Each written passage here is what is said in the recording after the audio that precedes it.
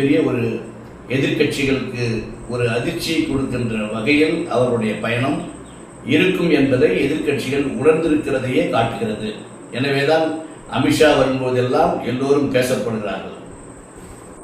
ஏழை மக்களுக்கு பல திட்டங்களை மக்களுக்கு கொடுத்து மனமாற்றம் செய்து அப்படிப்பட்ட ஆட்சியை தான் நல்ல முறையிலே ஒவ்வொரு மாநிலத்திலேயும் ஆட்சிக்கு கொண்டு வந்து இன்றைக்கு தமிழகத்திலேயும் ஒரு ஆட்சி மாற்றத்தை உருவாக்க வேண்டும் என்ற எண்ணத்தோடு தான் அமித்ஷா அவர்கள் இங்கே தொடர்ந்து தமிழகத்திற்கு தொடர்ந்து வந்து கொண்டிருக்கிறார்.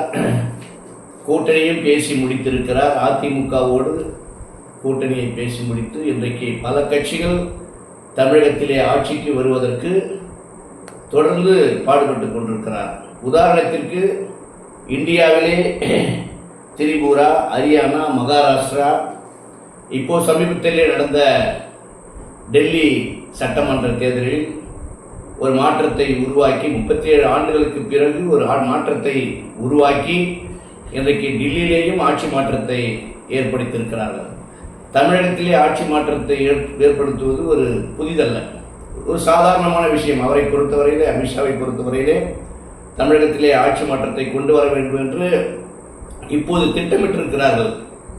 அதனால் அடிக்கடி இன்றைக்கு தமிழகத்திற்கு வந்து கொண்டிருக்கிறார். பல மாநிலங்களிலே எப்படி ஆட்சி மாற்றத்தை கொண்டு வந்தார்களோ, குறிப்பாக திரிபுராவிலே 30 ஆண்டுகளுக்கு மேலே கம்யூனிஸ்ட் கட்சி அங்கு ஆட்சியிலே இருந்தது.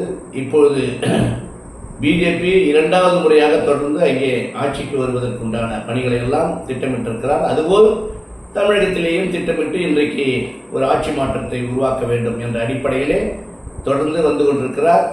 அமித்ஷா என்பது ஒரு சாதாரணமான தலைவர் அல்ல. அவர்